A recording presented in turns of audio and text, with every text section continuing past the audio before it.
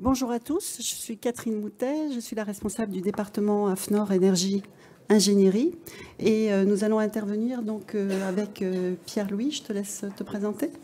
Bonjour à toutes et à tous, Pierre-Louis Jobardaré, chef de projet AFNOR Énergie Ingénierie. Et je m'occupe notamment des thèmes carbone, des projets carbone, bilan carbone notamment. Oui, en fait, donc la présentation traitera de ce sujet, donc le développement d'une approche systémique, donc couplée énergie et carbone, puisque la réglementation nous le suggère de plus en plus, et puis également donc les demandes de nos clients. Mais dans un premier temps, le groupe AFNOR, qu'est-ce que c'est? Le groupe AFNOR, en fait, c'est un groupe associatif qui est centré donc sur le métier de la normalisation, tenu donc par l'association AFNOR Normalisation. Il se trouve que l'association héberge également le deuxième métier de l'AFNOR, qui est le métier d'éditeur, puisque nous publions l'ensemble des collections de normes, mais également divers ouvrages d'experts. Nous sommes aussi connus pour l'activité de formation portée par AFNOR Compétences et puis par AFNOR Certification, puisque AFNOR Certification est le premier certificateur de système de management en France. Et il se trouve que l'activité de conseil donc, se développe au niveau du groupe et en particulier, elle est particulièrement portée par la direction générale dans le secteur de la transition énergétique. Donc, où nous accompagnons un certain nombre d'entreprises dans leur démarche. Alors, factuellement, qu'est-ce que c'est le groupe AFNOR sur la transition énergétique? C'est un important programme de normalisation porté par un comité stratégique avec des travaux quand même assez significatifs, puisque nous avons porté la position de la France sur l'ISO 50001, sur l'EN 16237, sur l'audit énergétique.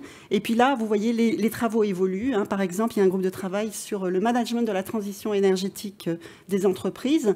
Et puis aussi, AFNOR Normalisation porte une réflexion actuellement sur le dossier technique, puisqu'il y a un groupe de travail qui se réunit là depuis 15 jours sur le sujet pour rédiger donc un document de référence sur le dossier technique lié au décret tertiaire. Il y a plusieurs interventions là aujourd'hui sur le décret tertiaire. Donc ce sont aussi 1200 stagiaires formés sur l'efficacité énergétique. On est les représentants de EVO, c'est l'association américaine qui porte le protocole IPMVP. Donc on représente EVO.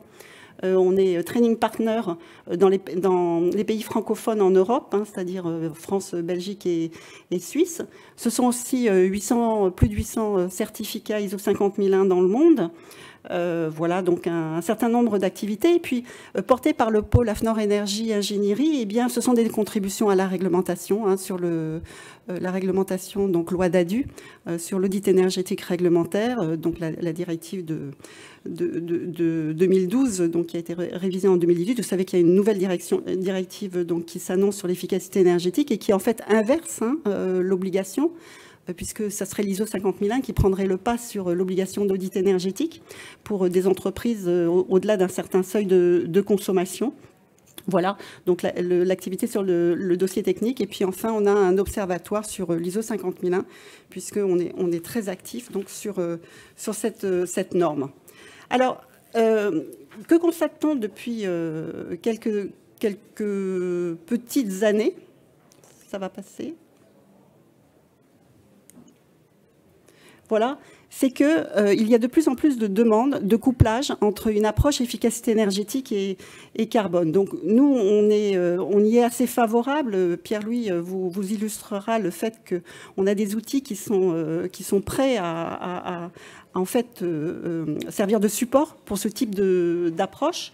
Et donc, nous allons de plus en plus vers un diagnostic énergétique et carbone du patrimoine et de l'activité pour donner donc aux entreprises, aux organismes en général, une vision globale basée bien, sur l'analyse de leur approvisionnement en énergie, que ça soit donc après suivi au niveau de la production et de l'utilisation de cette énergie, la performance énergétique des équipements en fonction de leur appartenance donc à des systèmes alimentant les installations ou le bâtiment, de l'impact carbone, empreinte de la construction, du patrimoine, mais aussi des usages. bien entendu le confort réel et la qualité de production des fluides industriels qui peuvent impacter donc l'empreinte carbone, l'obsolescence des équipements, le pilotage et la régulation, et tenter de donner une évaluation globale, donc la performance énergétique donc des organisations. Et ceci pour leur donner finalement les rênes pour créer des scénarios et de pondérer ces scénarios en fonction finalement de la stratégie de l'entreprise. Donc, cette méthodologie, donc, je vous l'ai dit, la réglementation nous y incite. On parle beaucoup du décret tertiaire. Vous savez que les actions ne doivent pas donc, entacher les émissions de gaz à effet de serre. Donc, on a aussi de plus en plus de clients engagés dans des démarches de responsabilité sociétale et environnementale qui nous interrogent donc, sur leur signature carbone. Et on trouve qu'il y a encore peut-être actuellement d'approches très silotées entre l'énergie et le carbone, ce qui est un peu dommage, puisqu'on a déjà les outils, n'est-ce pas? Donc Pierre-Louis, je te laisse la main. Merci Catherine. Je vais tout d'abord un petit peu rappeler ce qu'est un bilan carbone très, très rapidement. Un bilan carbone, c'est divisé en 3 scopes. Le scope 1, qui est vraiment lié justement à l'énergie pure et dure d'une entreprise. Le scope 2, ça va être les émissions fugitives, donc comme par exemple les fluides frigorigènes, qui sont des fluides qui sont extrêmement polluants. C'est pour ça qu'on les prend en compte, même si parfois ils sont en petite quantité. Et le scope 3, qui représente généralement 70-80% des émissions réelles d'une entreprise. Ce sont toutes les émissions, par exemple, liées au déplacement des collaborateurs, liées au déplacement professionnel, mais aussi domicile-travail, tout ce qui est les achats. Voilà, donc ça englobe vraiment beaucoup plus, vraiment toute activité qui est liée à l'activité de l'entreprise. Ce qui est intéressant de constater, c'est que l'audit énergétique mené par la norme EN 16247 est réalisé évidemment par des énergiciens purs et durs et permet une analyse précise justement des consommations d'électricité et donc de pouvoir avoir une force de proposition sur les plans d'action de réduction de l'empreinte énergétique et donc de l'empreinte carbone beaucoup plus forte. Voilà, et donc on peut voir en fait dans les deux méthodologies qu'il y a des étapes, quasiment toutes les étapes sont similaires et que coupler un audit énergétique et un bilan carbone fait entre guillemets gagner du temps, mais permet au bilan carbone d'être d'autant plus précis lorsque l'audit énergétique lui est réalisé par des professionnels de l'énergie. Une fois que ces bilans sont faits, il y a effectivement des analyses et des scénarios qui vont être mis en place, scope par scope, pour venir réduire donc, la consommation d'électricité et l'empreinte carbone générale de l'entreprise. Est-ce que tu peux passer, Catherine, s'il te plaît? Merci beaucoup. Dans la forme des actions qu'on va venir remettre en place, il y a plusieurs scénarios à prendre en compte, à savoir la volonté de l'entreprise à vouloir vraiment investir pour réduire ses émissions de gaz à effet de serre. C'est ce qu'on peut voir sur ce graphique, c'est-à-dire l'investissement qui va être nécessaire en fonction de l'importance de l'action mise en place. Plusieurs scénarios peuvent être lors du bilan carbone. Je tiens à préciser, je ne l'ai pas dit, que le bilan carbone, à l'heure actuelle, il y a une réglementation auprès des entreprises de faire son bilan carbone pour seulement les deux scopes, pour seulement les deux premiers scopes, pardon, c'est-à-dire le scope 1 et le scope 2. L'obligation de le réaliser, ce bilan carbone, pour le scope 3, va arriver en août 2022, donc d'ici moins de 6 mois. Et voilà, donc plusieurs scénarios qui peuvent être mis en place en fonction de la force de proposition des actions, mais aussi de la volonté et de la politique de l'entreprise de réellement agir sur son empreinte carbone. Oui, alors vous l'aurez compris, notre credo, c'est de coupler finalement une approche plus énergéticienne donc au bilan carbone, parce que donc on peut arriver donc à des scénarios qui sont plus complets, plus fins, et qui donc peuvent être basés finalement sur donc un paramétrage en fonction donc de la stratégie de l'organisme.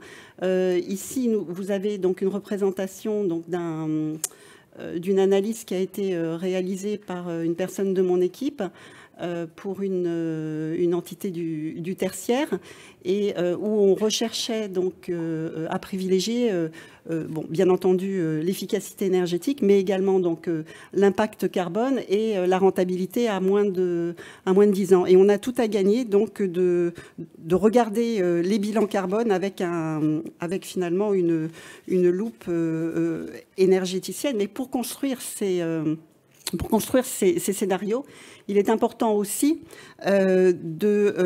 d'investir dans la donnée, du moins pas aussi, à la base, il y a l'investissement dans la donnée, et il faut comprendre qu'à la fois audit énergétique et bilan carbone, eh bien, que l'on aborde finalement la performance énergétique ou la performance carbone, à un moment ou à un autre, on collecte exactement les mêmes données. Donc il est important de bien faire le travail à la base, parce que ça va servir, je veux dire, c'est un investissement qu'il est bon de réaliser, puisqu'il va vous servir, bon là on a parlé donc audit énergétique, bilan carbone, mais également pour le décret tertiaire, et aussi éventuellement donc pour vous installer dans un système de management de l'énergie, donc dans le temps.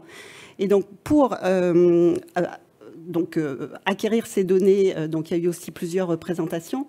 Je pense qu'il faut se poser la question à un moment ou à un autre d'outils de pilotage, de monitoring, parce qu'on aura à gérer de la donnée massive et il faudra donc l'analyser. Donc on a besoin d'outils d'automatisation comme c'est représenté sur la slide, à la fois pour la collecte, mais également ensuite donc pour l'analyse, et puis bien entendu le partage de la donnée. Et l'inscription donc dans une durée, hein, puisque de plus en plus on nous amène donc à regarder sur la durée. Bon, l'actualité nous y oblige de plus en plus, mais aussi donc la réglementation. Et quand on analyse l'ISO 50001, hein, qui est la norme de système de management de l'énergie, donc qui vous place dans une perspective donc de durée pour l'évolution de votre performance énergétique, il y a également là des passerelles entre la norme qui est à la base du bilan carbone, qui est la 14064-1. Au niveau, donc, on peut caler les périmètres. Il y a un certain nombre de notions, par exemple aussi la situation énergétique, la situation de référence, pardon, la situation carbone de référence, ou la situation énergétique de référence dans la 50001. Donc, on peut très bien ancrer finalement une approche carbone avec une amélioration continue qui n'est pas présente pour le moment, ou pas tout à fait, à part, on la sent, mais dans la 14064-1, on n'a pas cette amélioration continue qu'on a dans la 50001, mais on peut très bien associer ces deux approches de façon assez facilitée. Et donc arrêter de trop siloter finalement ces approches. Et on retrouve dans la 50001, sur les leviers qui font avancer votre performance énergétique, et bien des leviers, donc Pierre-Louis les a mentionnés, hein, qui sont importants dans la maîtrise de la signature carbone, qui est la fonction achat. Tout ce qui est autour de l'exploitation et de la maintenance, on a parlé des fuites, les travaux neufs et les méthodes, la R&D, et puis bien entendu tout ce qui est le comportemental autour donc des ressources humaines et la sensibilisation donc des équipes dans la maîtrise à la fois des consommations et puis par rebond de l'empreinte carbone de l'organisation qu'ils servent.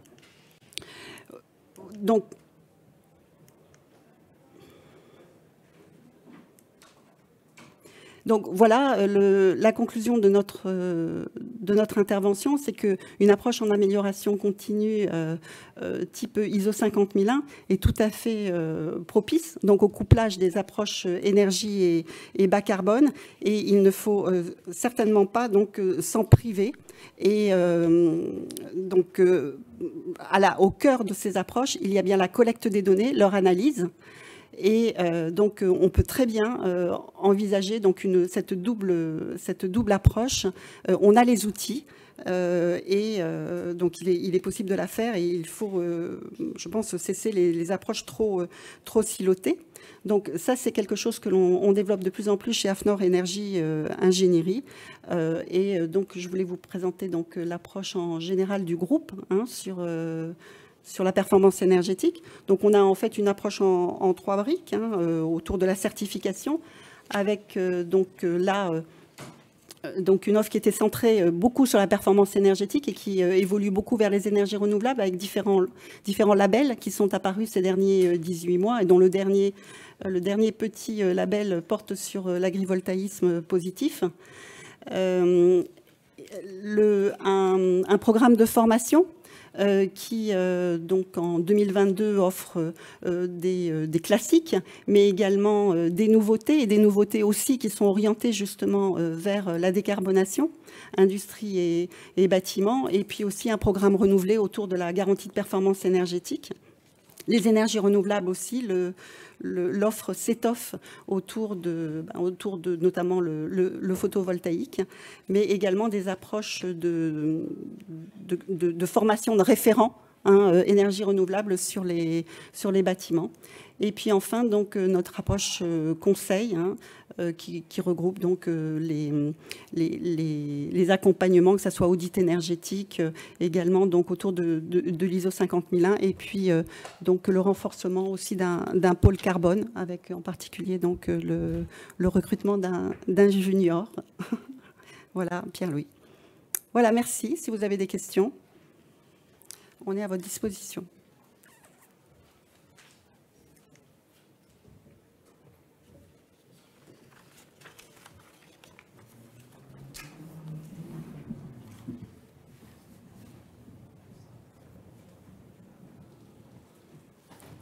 Ça va, on est dans les temps, donc on va laisser la place à nos successeurs. Merci à vous.